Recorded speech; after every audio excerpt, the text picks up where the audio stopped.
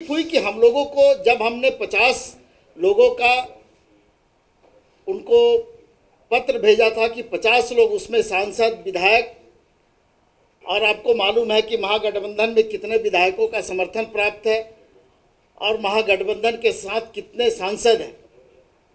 तो सारे सांसद और विधायक अगर आपसे गुहार लगा रहे हैं और उसके बाद भी अगर आप नहीं मिल रही हैं, इसलिए तकलीफ हुआ। वोट देते समय भी जिन बातों को लेकर हम लोगों ने समर्थन किया था, हम लोगों को उम्मीद थी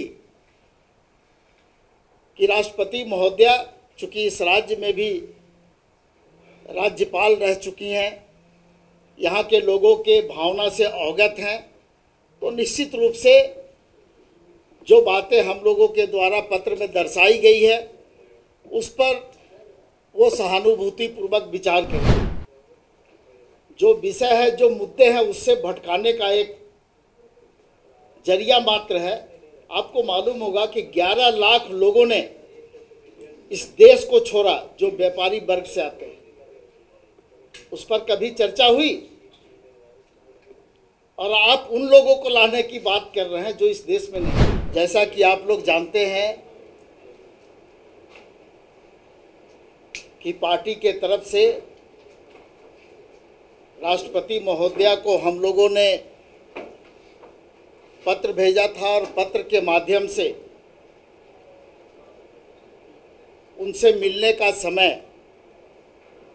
गठबंधन के लोगों के लिए मांगा गया था, जिसमें सांसद, विधायक और पार्टी के पदाधिकारी उस प्रतिनिधि मंडल में शामिल होते। 4 तारीख को ये पत्र हम लोगों के द्वारा भेजा गया था और 4 तारीख के बाद जो सूचना हम लोगों को प्राप्त हुई है राष्ट्रपति भवन से, वो बहुत आश्चर्यजनक है और दुर्भाग्यपूर्ण भी है इस राज्य के लोगों के लिए, झारखंड मुक्ति मोर्चा के लिए और गठबंधन के लिए। राष्ट्रपति महोदया के यहाँ से हम लोगों को सूचना दी गई कि समय अभाव के कारण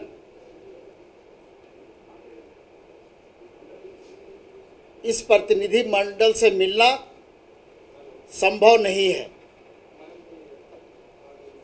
आप लोगों को भी मालूम है कि उस पत्र में इस राज्य और पूरे देश का जो ज्वलंत मुद्दा है, सरना धर्म कोड को लागू करने की मांग लगातार चल रही है, चाहे सामाजिक संगठन हो या राजनीतिक संगठन हो। विधानसभा के अंदर में सड़कों पर लगातार लोग अपने हक अधिकार की बात करते हैं और इसके लिए लड़ाई भी लड़ी जा रही है। एसटी के आरक्षण से भी मामला जुड़ा हुआ है। जो 26% इस राज्य में आरक्षण लागू है, उसको बढ़ा करके 28% किया गया। एससी को 10% आरक्षण लागू है,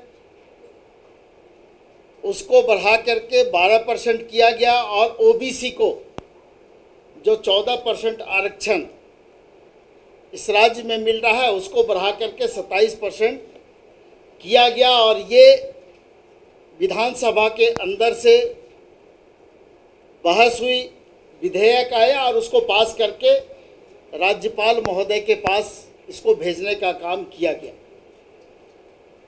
लेकिन आप लोग भी जानते हैं कि काफ़ी दिनों तक इस मामले को लंबित रखने के बाद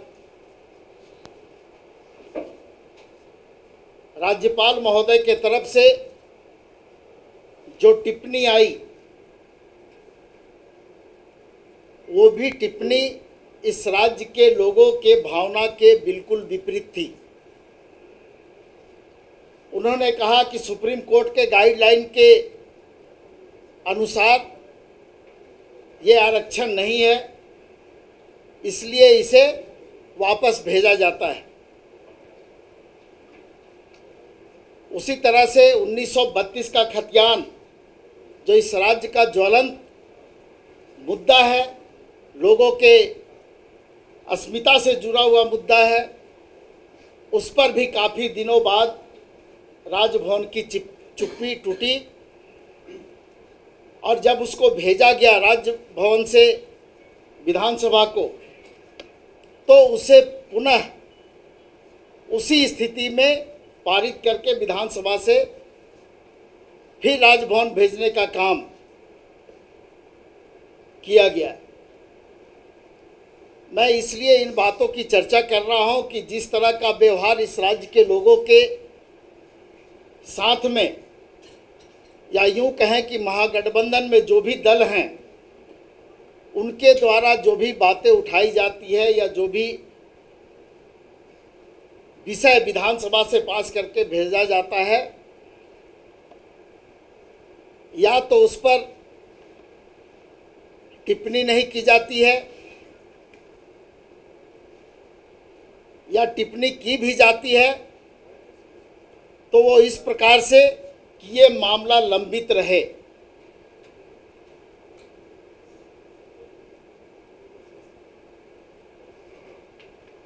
दूसरी बात कि जब राष्ट्रपति महोदय के यहाँ से हम लोगों को ये सूचना आई, निश्चित रूप से हम लोगों के अंदर में ये बातें हुई कि आखिर क्या कारण है कि हम लोगों को मिलने का समय नहीं दिया जा रहा है। हो सकता है कि उनकी व्यस्तता रही हो, लेकिन जो विषय है इस राज्य के लिए काफ़ी ज्वलंत विषय है। हम लोग चाहते हैं कि गठबंधन के लोगों को, जो सांसद हैं, विधायक हैं या पार्टी के ऑफिस बेरर हैं, उनको मिलने का समय दिया जाए। हम लोग इसके लिए राष्ट्रपति महोदया का आभारी रहेंगे और इस राज्य के लोग जो इन विषयों से प्रभावित हो रहे हैं उनकी भी भावना का ध्यान रखा जाए। धन्यवाद।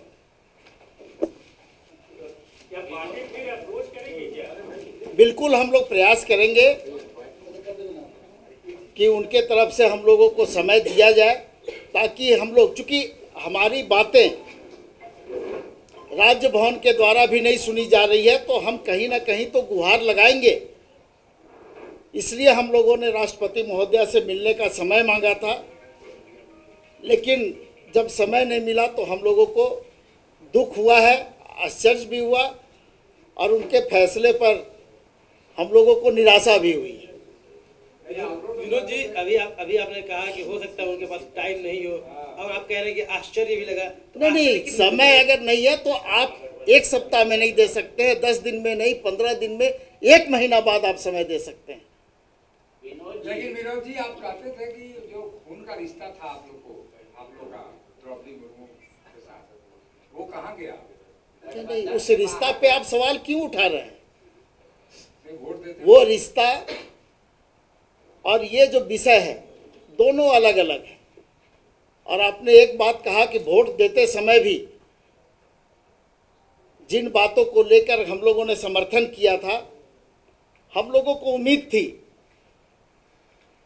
कि राष्ट्रपति महोदया, चूँकि इस राज्य में भी राज्यपाल रह चुकी हैं, यहाँ के लोगों के भावना से अवगत हैं, तो निश्चित रूप से जो बातें हम लोगों के द्वारा पत्र में दर्शाई गई है उस पर वो सहानुभूति पूर्वक विचार करेंगे। इंडिया गठबंधन ने बीजेपी के एजेंडे पे तो राष्ट्रपति काम नहीं कर रहे। नहीं, ये सवाल हम उन पे नहीं उठा सकते हैं कि किसके एजेंडे पे काम कर रही है, लेकिन हम लोगों को तकलीफ हुआ है और इस राज्य के लोगों की भावना आहत हुई है। इससे किस बात में तकलीफ हुई है? तकलीफ हुई कि हम लोगों को, जब हमने 50 लोगों का उनको पत्र भेजा था कि 50 लोग, उसमें सांसद, विधायक, और आपको मालूम है कि महागठबंधन में कितने विधायकों का समर्थन प्राप्त है और महागठबंधन के साथ कितने सांसद हैं, तो सारे सांसद और विधायक अगर आपसे गुहार लगा रहे हैं और उसके बाद भी अगर आप नहीं मिल रही हैं, इसलिए तकलीफ हुआ। अच्छा, इससे पहले क्या डेलीगेट कभी आप लोग मिले सरदार धर्मकोट को लेके, मतलब राष्ट्रपति द्रौपदी मुर्मू से पहले कभी? तो जब हेमंत सोरेन जी इस राज्य में मुख्यमंत्री थे तो उन्होंने पत्र के माध्यम से भी राष्ट्रपति महोदया को अवगत कराया था और हम लोगों को पूरा विश्वास था कि उनका सहयोग इस राज्य के लोगों को मिलेगा। अच्छा विनोद जी, आज एक बार फिर सुबह से ईडी की कार्रवाई हो रही है, लगातार कांग्रेस विधायक है उनके यहाँ पे, इस ईडी की कार्रवाई को किस रूप में आप देखते हैं जो आज?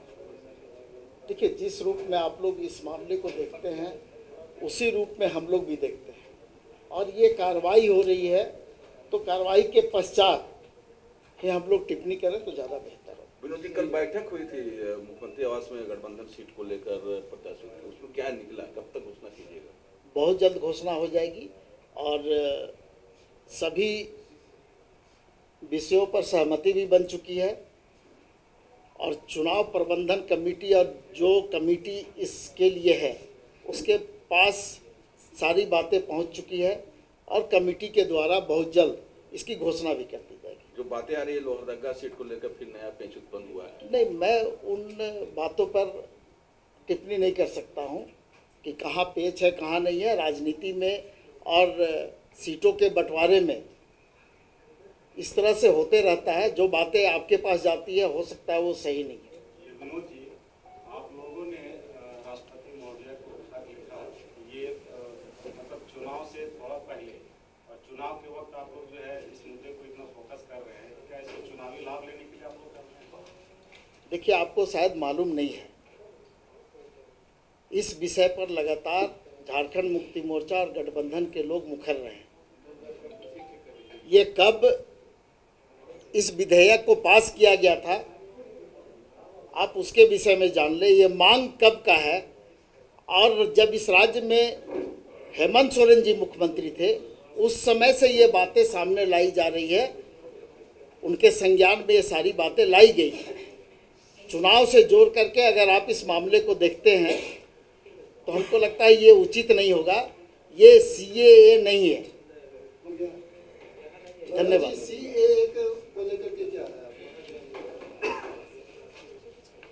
क्या झारखंड में देखिए, लोगों के अंदर में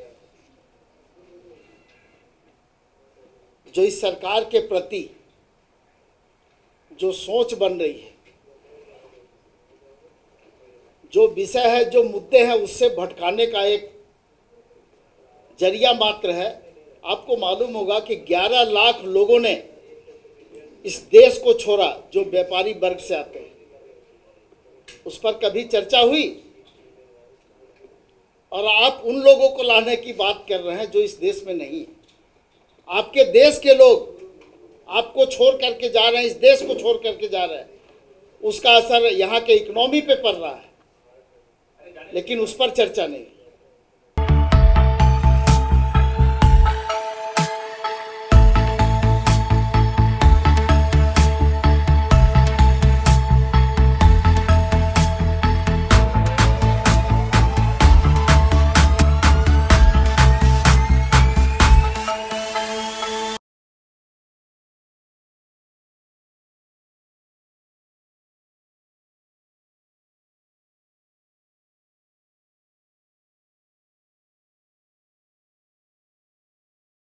TheFollowUp.in. Like, share, and subscribe. www.thefollowup.in